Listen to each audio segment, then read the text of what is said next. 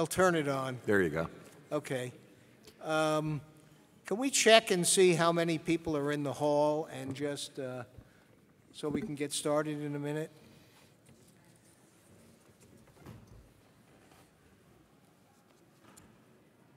I realize it's the end of the day. This is a big room, and it looks kind of sparse at this point.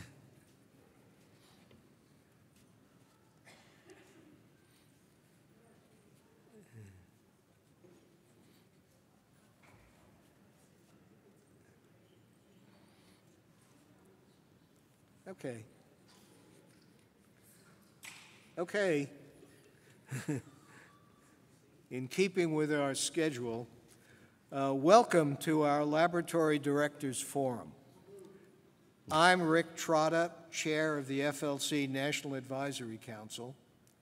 Every year, we select from a very competitive field of nominees a Laboratory Director of the Year who has made outstanding contributions to technology transfer.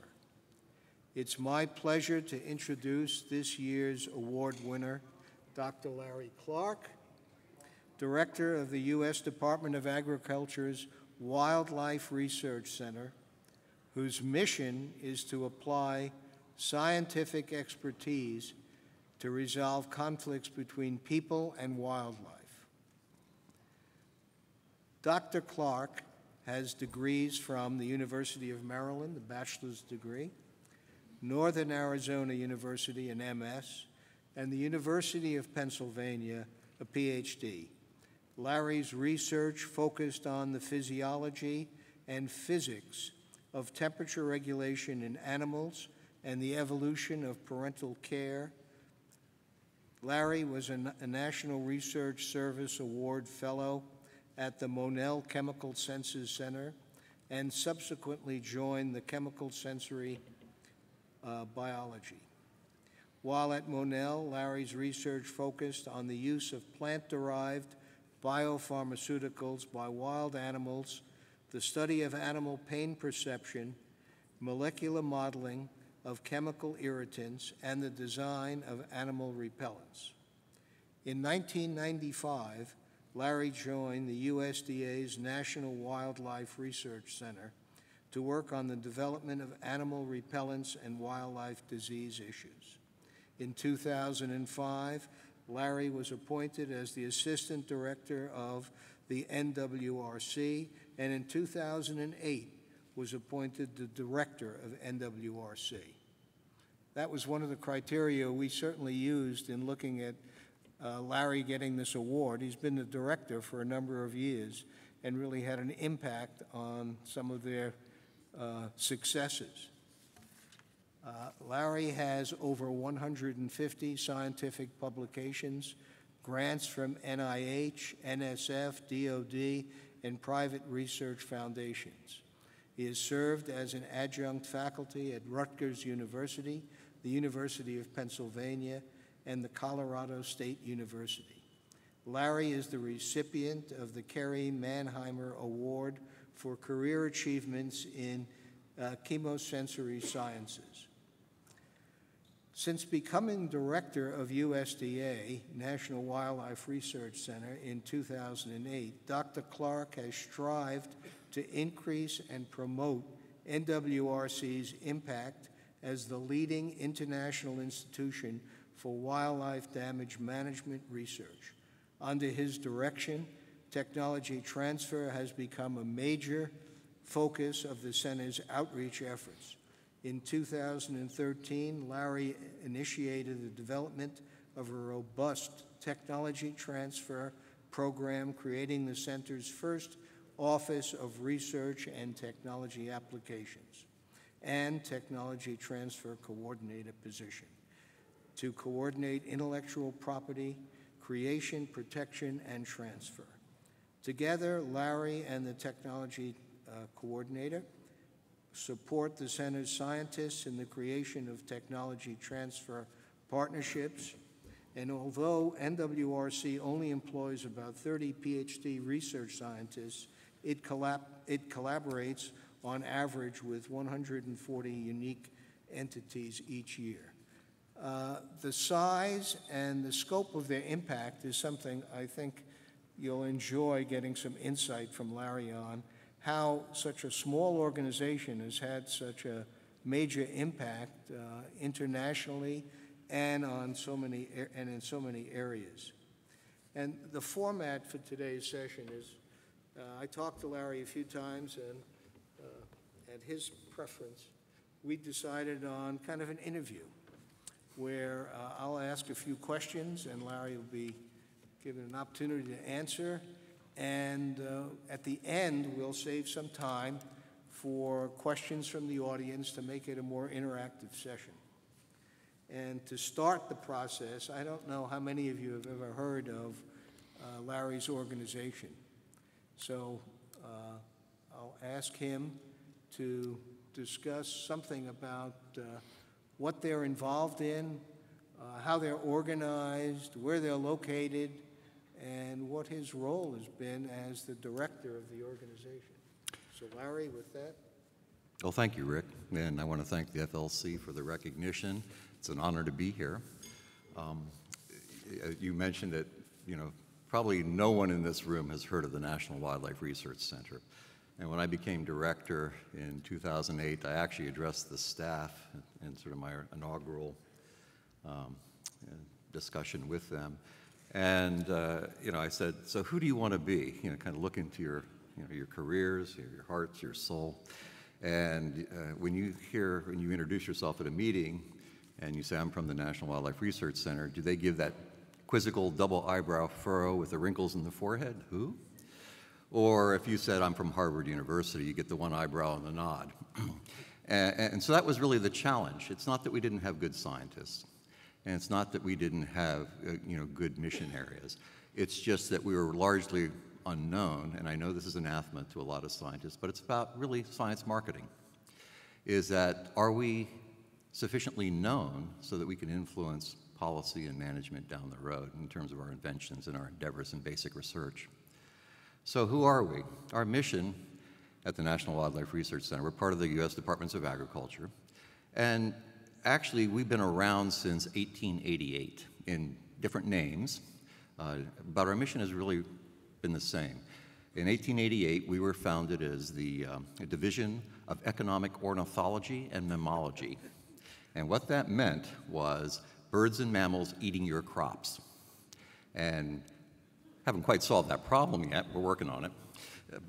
But that really is the mission. It was about feeding people, initially certainly here in the United States, but our mission in a global sense is feeding the world as well, because agricultural exports are very important.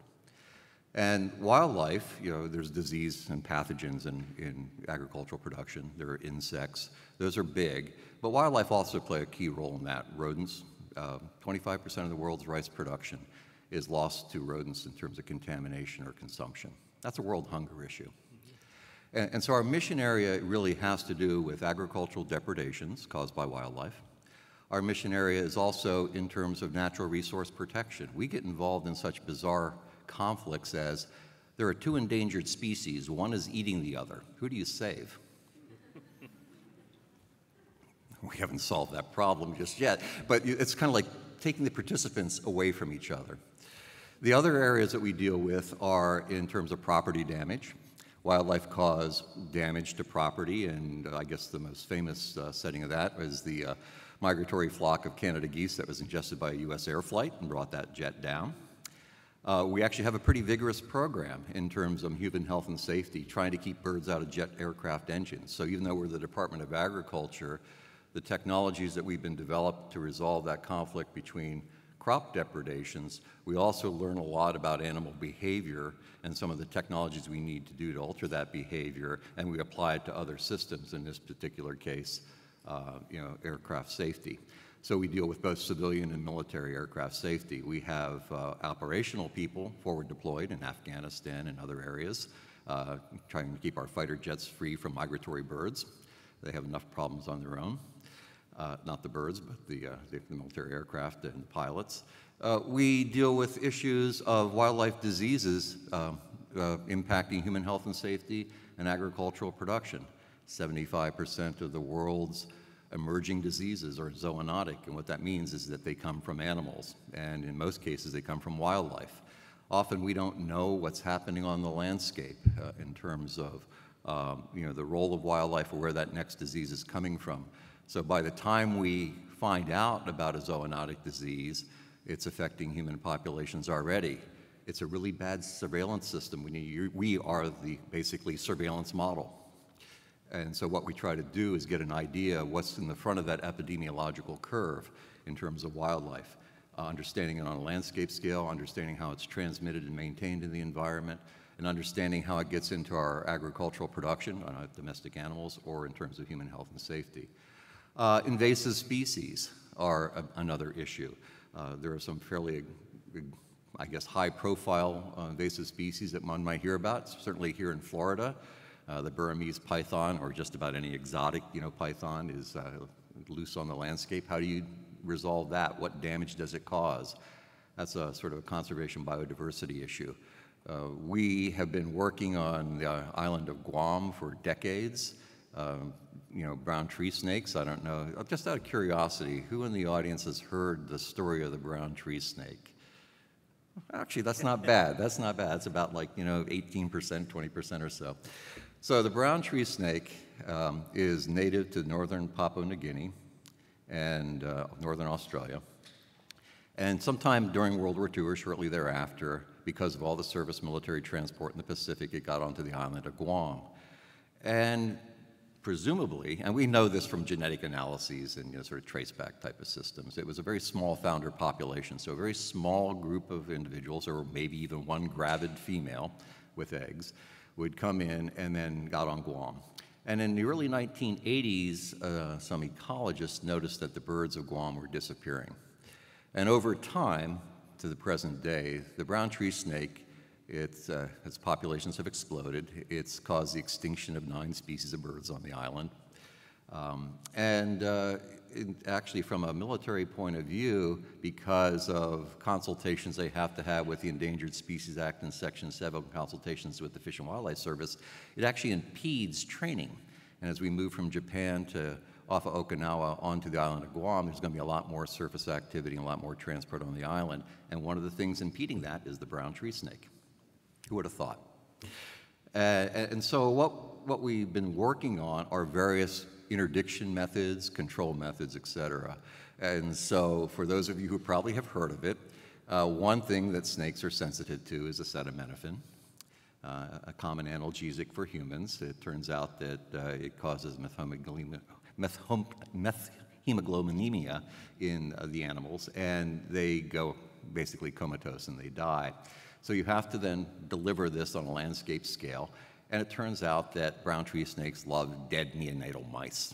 And so we drop them from aircraft in little sort of parachutes, and they go hang up in trees, and then essentially you have landscape delivery. There's a little bit more to it than that, but that's what the newspaper media and the media will portray about this. It's quite effective, actually, at reducing snake populations. And the idea is to reduce it to such a level that the risk of those getting into and sneaking their way into cargo is reduced. So we have traps, we have wide area suppression, we have detector dogs. So just like those dogs at the airport that are looking for either explosives or illegal pears as you come into the country, well, you can train a dog to detect almost anything, and so we have those sorts of things. So our mission is broad. It's whether it's from a national security issue, whether it's food production issue, property damage, invasive species control.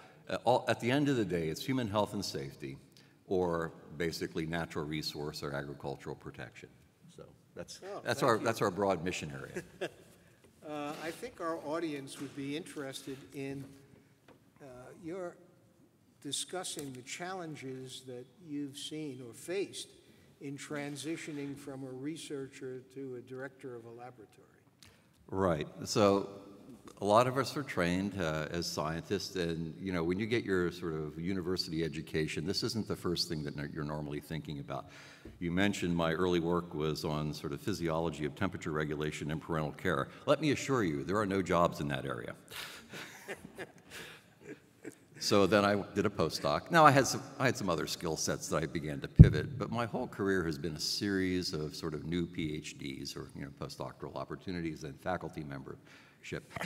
But one thing that I've done is always work through sort of the interesting problem. So when that door opens, is being willing to actually not necessarily be held tight to my training in my career, but look at it as an opportunity to leverage my training and partnerships along the way. And that really has led me to where I am today. Now, the transition from being a scientist to being a bureaucrat, and I admit it, I'm a bureaucrat now, this is my life, was an interesting opportunity and challenge.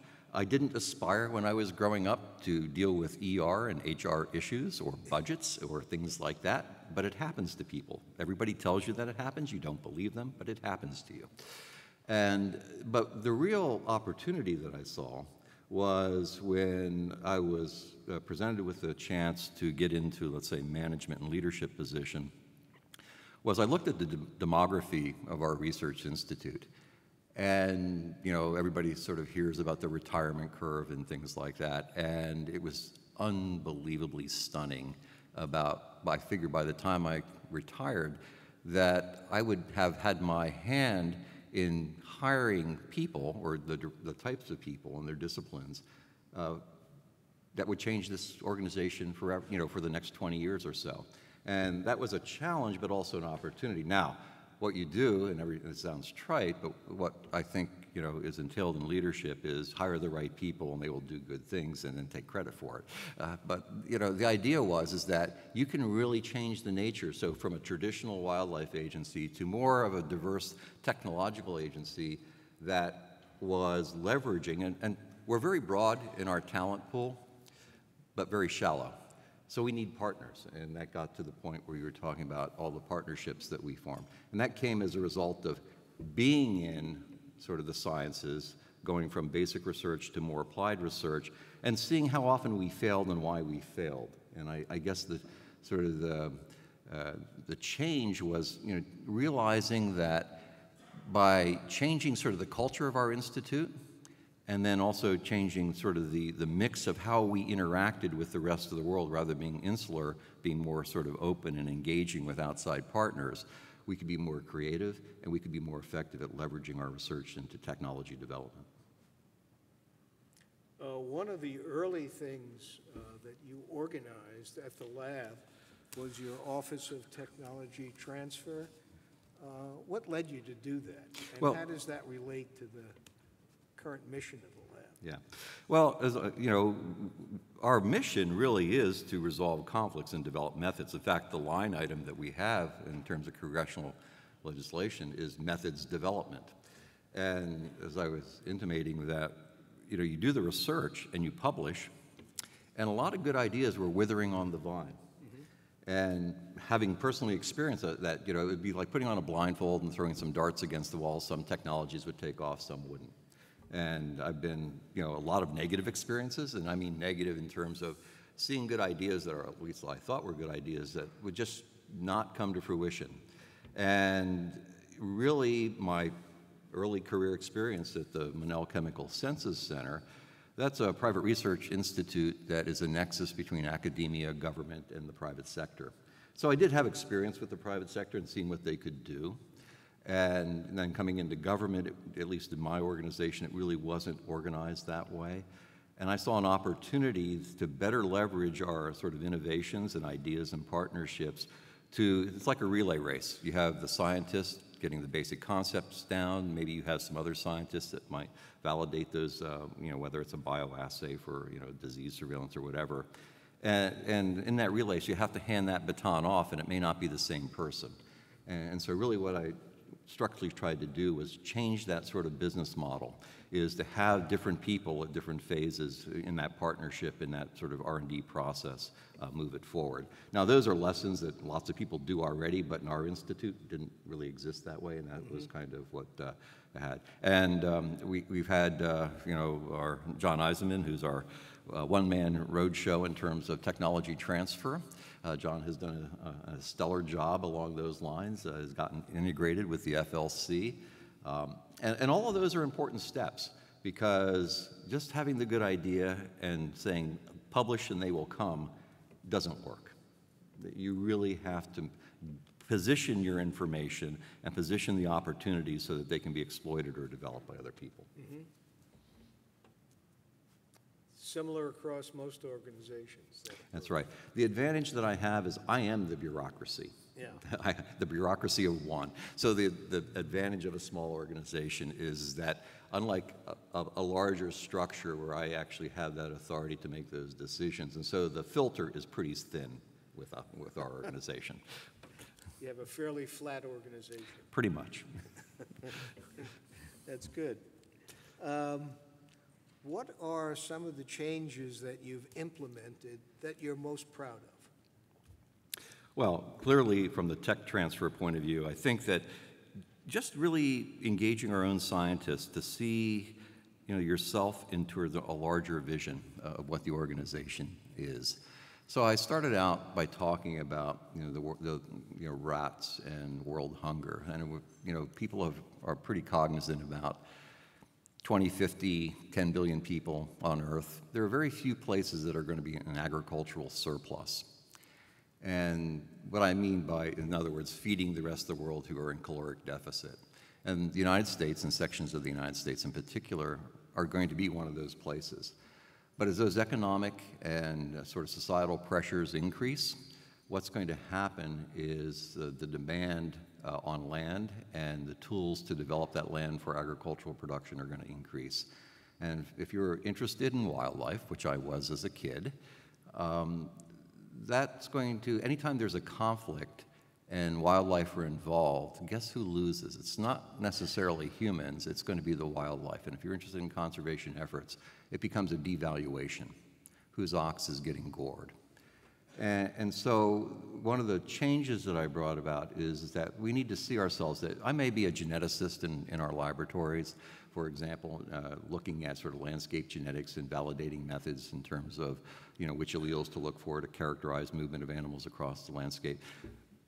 But I'm not thinking about solving world hunger. And yes, true, that geneticist isn't solving world hunger directly, but they're a step in the process towards developing an understanding, to developing a method that can be developed into a product that will resolve at the management level on the landscape, that conflict between humans and wildlife. And when that conflict is resolved, basically that devaluation from a societal point of view goes away a little bit, and then it enables basically both conservation goals and food production goals at the same time. So it's that understanding where you are in that process and having an ownership along those lines and seeing yourself in the end goal itself. Mm-hmm. What advice would you give your successor? Run. Run? No, it's, network widely, read widely, be very open to when that opportunity arises. A lot of the inventions that have actually come to fruition that we've transferred successfully that are currently used in management and policy were the result of me attending meetings like this or other sort of venues and just talking to people in the hallway. Is that you never know where that next idea is going to come from. You never know what you don't know. And by basically have that broad a network as possible and being open and receptive to other people's ideas, I think that's the advice I have, is that, basically, as one of my mentors once told me, a long time ago, was that, when I was writing a grant proposal and it got rejected, and I was railing, of course, about the stupidity of the reviewers. They didn't obviously see the point. And he said, possibly I didn't write my grant proposal clearly enough. It was great advice. And so the idea really gets to is that how I would have done it, or is somebody else's solution or somebody else's perspective really also equally weighted, or perhaps better? Often better. What do you think are some of the great challenges wildlife will present to the human species? Well, I think, as I mentioned before, is that anytime there's a conflict and there's an economic incentive for humans, wildlife's going to lose. I mean, just flat out, plain and simple.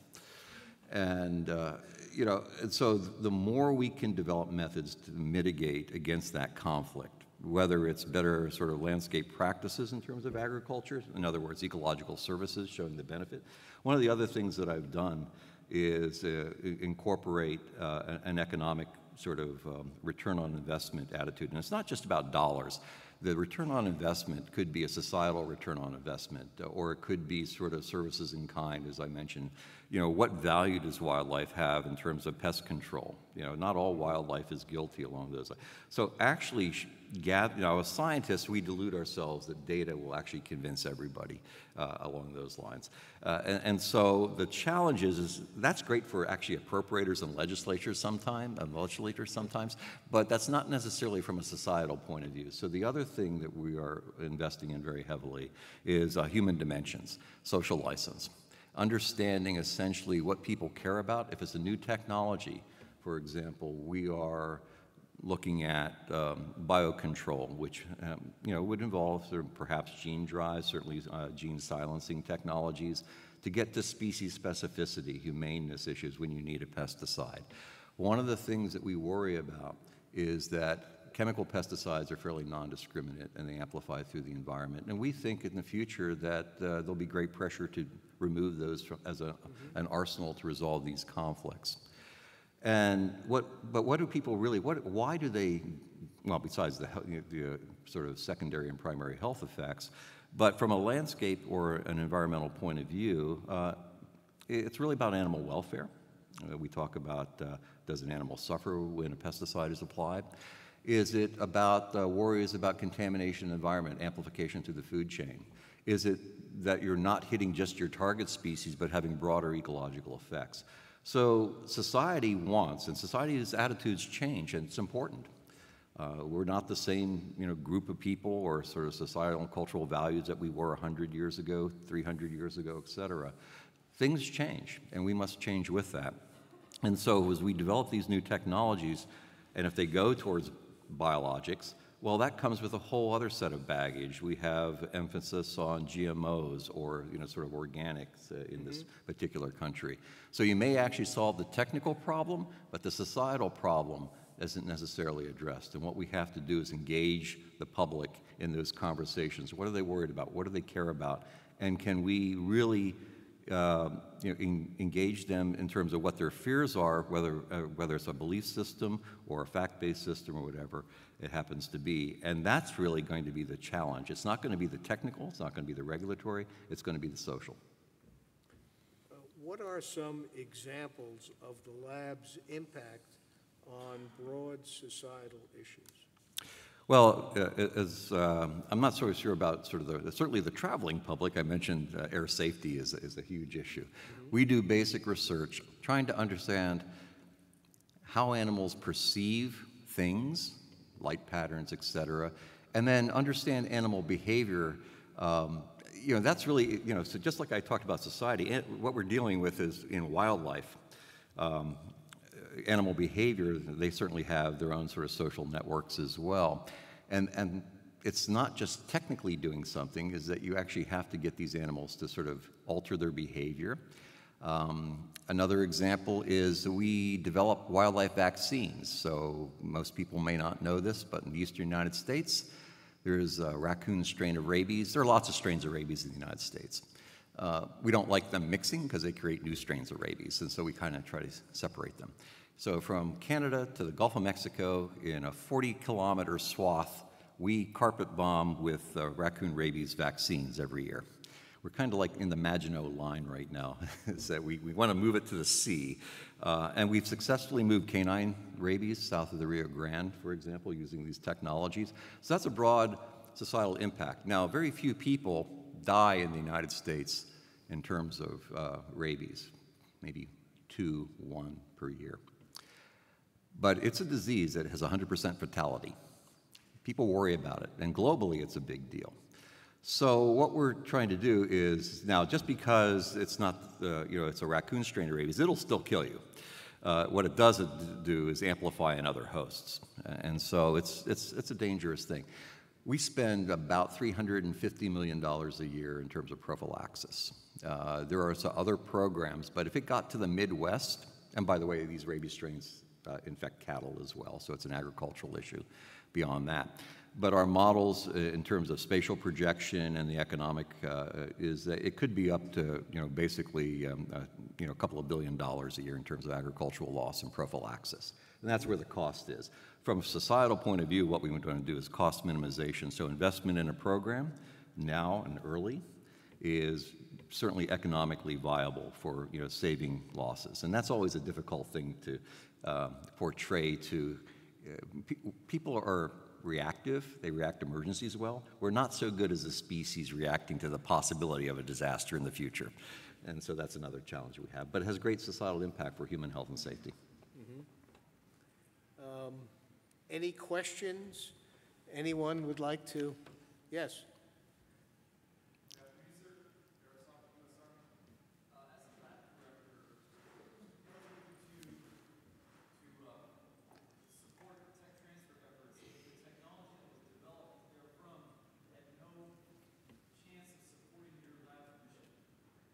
I'm sorry, I didn't hear all of that. Yeah.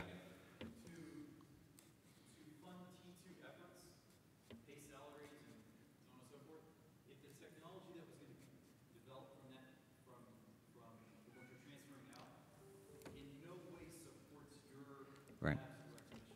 Yeah, that's an interesting one because some of the technologies that we invest in early on or we partner with is that it's not obvious, but what we often do is pivot. So, for example, some of the technologies that we're investing in right now or helping a company through might not really benefit our mission directly today, but we see a value in it basically after it's been developed that we can then adapt that technology for our uses. And so it's like a second-order investment, as it were. Now, you have to pursue that and enable that as well. You just can't let it go and hope that that will happen. So you have to direct it along those lines. Question on your research. Is some of it done in-house, or do you contract out for some of your research, or is it a mix? Yes. Yeah, actually, we're a little odd. We used to be with initially we started with agriculture, then we were with the Department of Interior, then we went back to agriculture. And if you're a fly fisherman, there's something called a caddisfly that glues stuff to its back. It's an aquatic insect. We accumulate authorities as we move through the federal government. We take in money. So half of our budget is actually cooperative dollars, okay? Half of it is federally appropriated dollars. We work, and in terms of cooperative, it's either interagency, so whether it's DOD or Department of Interior, it could be from the private sector. And then we also give out money through cooperative agreements to universities, for example. And we're not what we don't do is we're not a granting agency. So when we do a cooperative agreement, we're pretty sure we've identified the laboratory groups that can do that job for a particular, it's a product delivery system, is that we're looking for a particular technology or a particular thing in that technology pipeline. And then on the back end, when it's time to commercialize or productize that technology, do you have trouble finding companies for some of these niche areas? Yeah.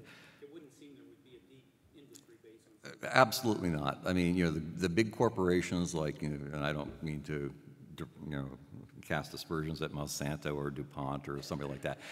We don't even, look, our budget is budgetary frass when it comes to what a lot of the agencies here or these corporations. It's not a business model, but so we actually focus on small business.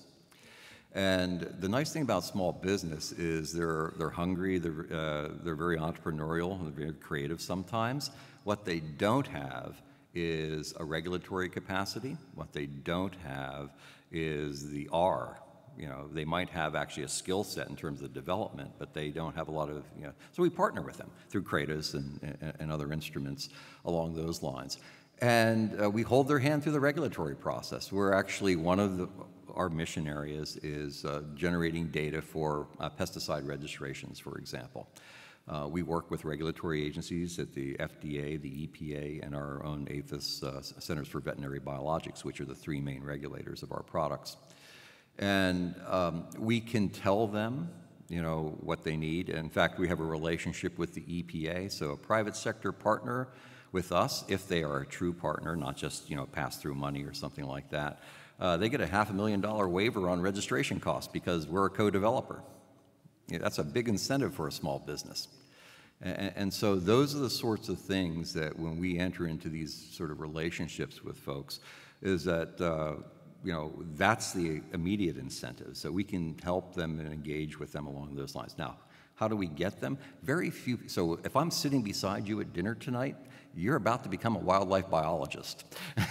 Is that, that's where I get into the broad network, is that we are looking for essentially people that have the technological capability, whether it's an engineering firm or whoever it might be, and we engage them in dialogues with respect to our mission area. I mean, and you know, there've been a lot of failures. I mean, that's the nature of the business. There are a lot of sort of shysters out there as well, so you have to sort of weed through that. I mean, but you know, pretty quickly you get to gauge of somebody who can deliver. And you know, there are legal instruments that we make sure that they deliver if we're entering into a partnership with them. But that really is it, because a lot of the firms that we deal with are areas of expertise that we don't have, okay? And we know we need that.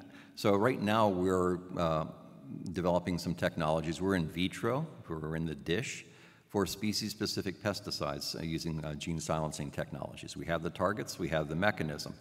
We don't have the people on staff for delivery platforms. So pharmaceutical companies might have that, you know, vet med companies, for example, you know, other sort of biological or university folks might, you know, the food industry. I mean, it might be in terms of we might need different types of encapsulation technologies, because you have to get from the environment through the digestive system to the liver, through the, you know, through the systemic system down to the cell. There are lots of barriers for something like that to work, and that might involve lots of different partners. So, you know, Rick mentioned that we're a pretty small organization. So on a 5-year rolling average, we actually partner with about 300 organizations on any given year. It's about 120 or so. And, you know, some of those are small collaborations. Some of them are pretty deep as we get more towards the, you know, a serious product development line. And really, it's about us knowing what that landscape looks like. It's on us to find them and what they might do. So it's going to organizational meetings, listening, you know, to the audience and engaging people where we hear some interesting things that we think we might apply. So that gets to the pivot technologies that we're talking about. Sometimes it's an enabling technology that's not directly related to the end goal itself. But at the end of the day, I do work for the Department of Agriculture, and it does have to be in my mission. and I do, even though I'm a bureaucracy at our level, I still have a boss. And I have to convince them that I'm spending the taxpayers' dollars wisely, because I get 2 weeks' notice, or they can have a new boss. Yes.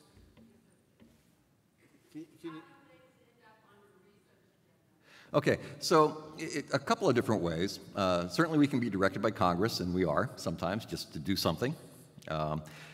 Sometimes there's discretion involved, but what we mean by discretion is we'll go out, and every 5 years we do what we call a research needs assessment. And we'll go out to federal agencies who are in our mission space or related to our mission space, or who have been, you know, that might have issues with human-wildlife conflicts.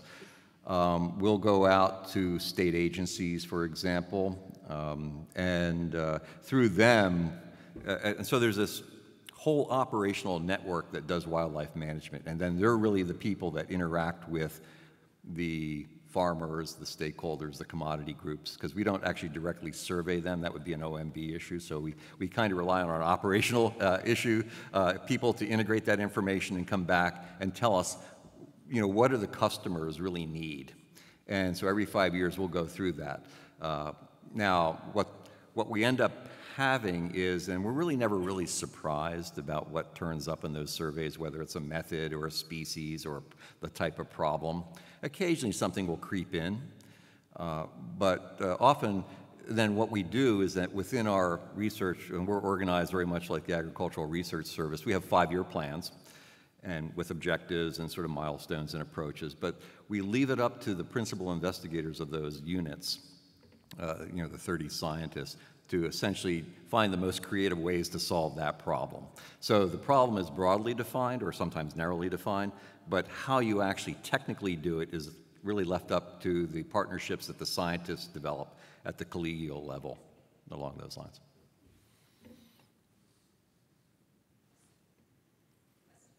Yes. Hello, Dr. Clark. So I have two questions. The first one is related more to T2.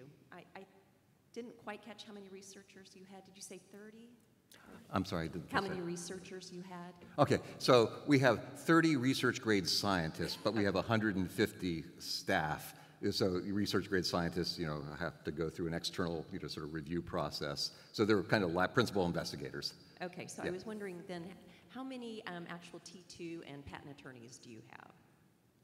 I'm sorry, Oh, I still can't hear. T2 professionals and patent attorneys? Yeah, How we, many? so what we have is we have John Eisman as our technology transfer. Raise your hand, John. So he's it. Okay. Our patent attorney is essentially what we have is we use the Forest Service, the U.S. Forest Service, to get us through that phase of it. And then in terms of licensing, the congressional mandate is ARS, is we have to go through ARS for licensing, Okay. Agricultural Research Service. Okay. The other question I have is a general interest question. She'd asked about the research agenda. I was wondering, so biodiversity is important, and they've had the large decline of the honeybees, so that's kind of one research area, and the other one is all the ticks that are on the North American moose. And I was wondering if those were research agendas that made it into your organization. Yeah, and so if it's like a tick, some of the invasive species of ticks that are in the southeastern United States that are emerging in terms of potential disease. The wildlife disease is really our mission space, the tick not so much. So what we end up doing is collaborating with ARS scientists and USGS scientists. So often when it's interdisciplinary like that, and we do actually operate in that interstitial space a lot of times, is what we'll have is an interagency working group that forms on a particular issue, whether it's avian influenza or tick-borne diseases, because it can be transboundary in terms of our mission areas. And what we don't want to do is overlap or waste effort along those lines. And what we'll try to do as those emerging issues come up is form that group and leverage our resources and come about it in a more strategic way. Okay, interesting. Thank you. Yeah. Anyone else have a question? Take advantage of this opportunity. Well, I should have given you a call when I got Lyme disease a few years ago. And those are my colleagues at the CDC. Who are just actually south of us in terms of the vector-borne labs. So, yeah, but no, I mean, these actually are transboundary issues because, Lyme disease, of course, rodents, like chipmunks, things like that, are the primary host for that. So that would then fall in our area. The tick itself would be at CDC. The disease itself might be between both of us. Lyme is not necessarily an agricultural, but it does fall within our mandate for zoonotic diseases transmitted by wildlife. So it gets very complex, and that's where partnerships are critical. Mm-hmm. So, any other questions? Do you have any unique, besides the brown tree snake, stories to tell? Everything we do is weird.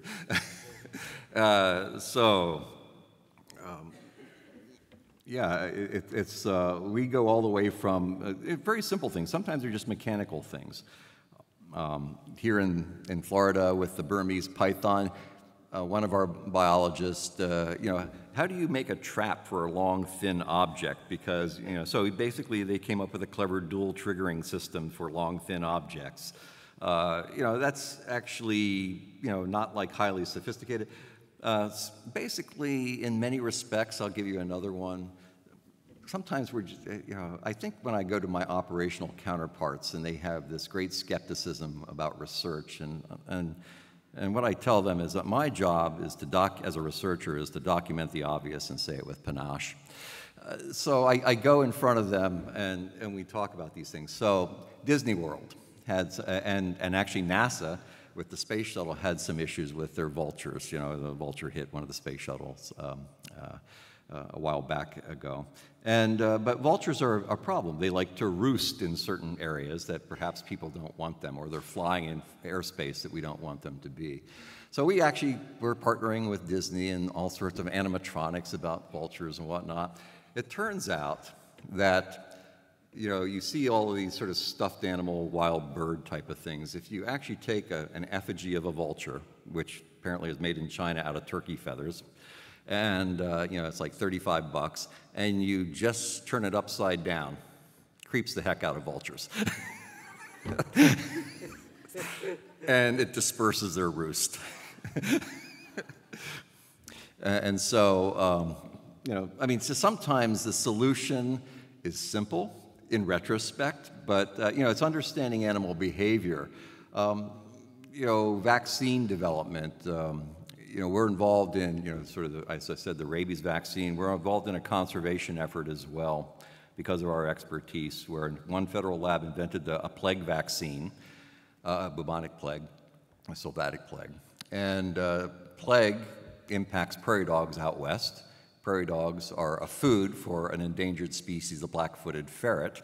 And so if you want to have black-footed ferret recovery, you need to vaccinate the prairie dogs so that they don't get plague and the ferret doesn't get the plague. By the way, this is a species that was thought to be extinct in 1970, so it's really an important recovery program. And so then, you know, to show you how this sort of gets involved is the Fish and Wildlife Service, which is the regulatory body, has to deal with the Endangered Species Act, and a lot of farmers who raise cattle out in their rangeland don't like prairie dogs because they burrow and cattle step in these holes and break their legs.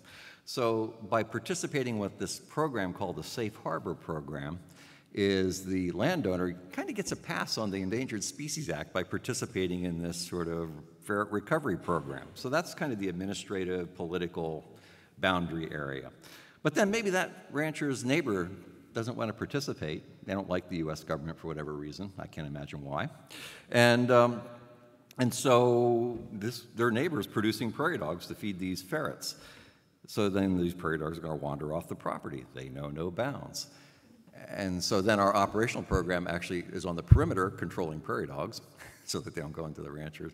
And then we are now going to have to manufacture a sylvatic plague vaccine.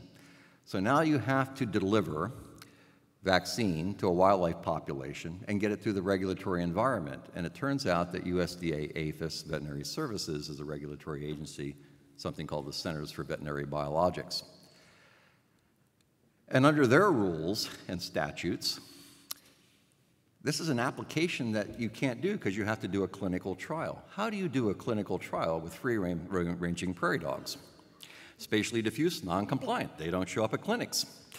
So John, with a consortium of our partners, went to our colleagues in veterinary services, and we kind of negotiated the regulations a little bit in terms of interpretations. The letter of the law for the seed license for the vaccine has to be with a private sector partner, and that still happens, and there's all sorts of issues that they have to deal with in terms of compliance.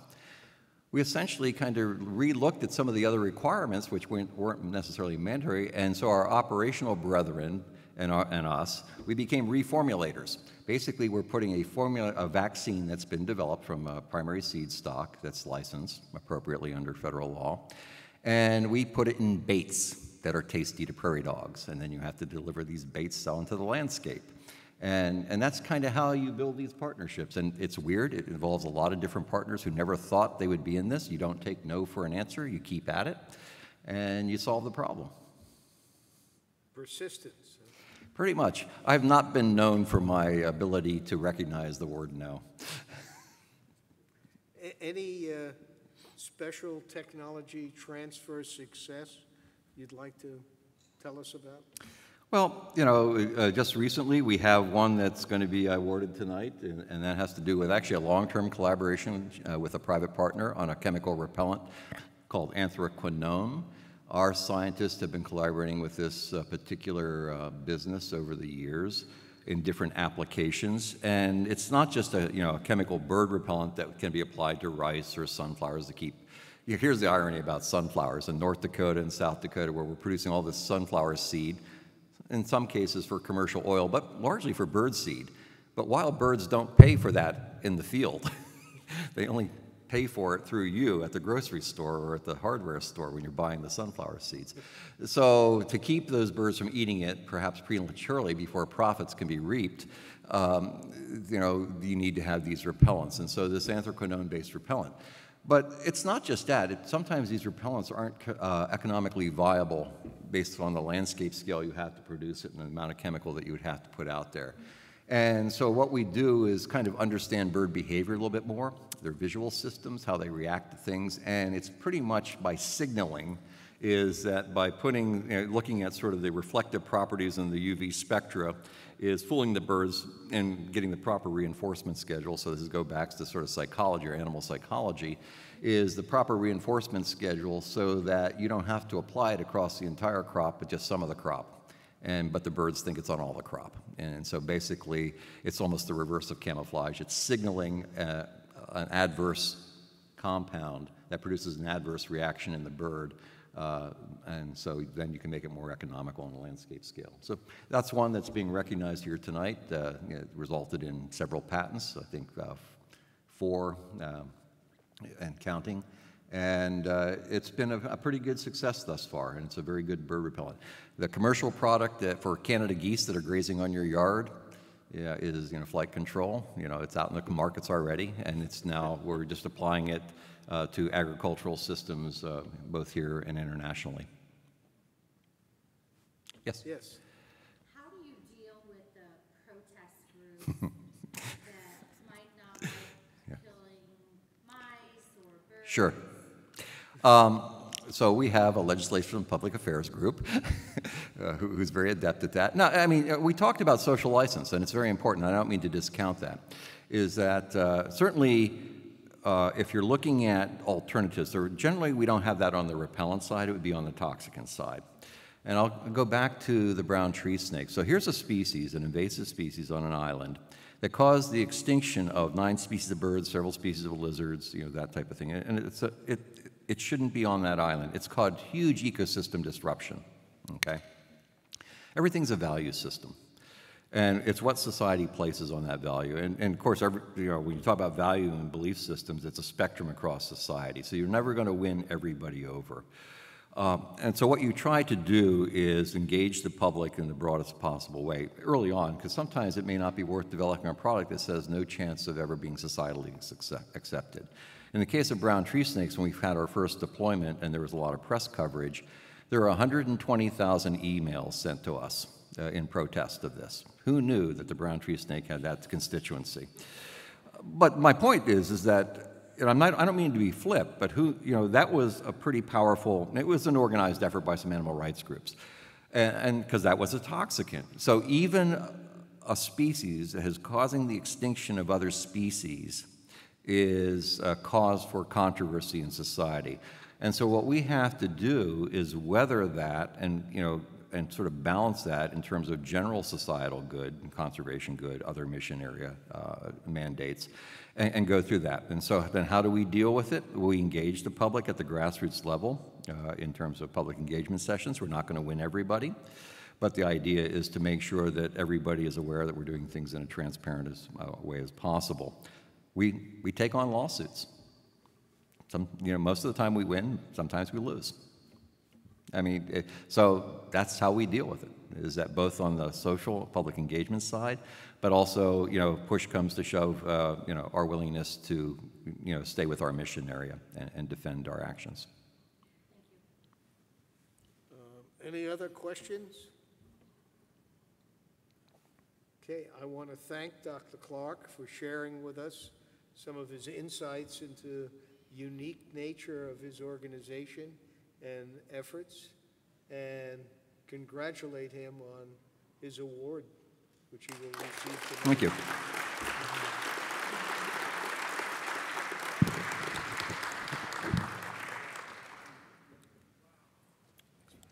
Thank you. That was fun.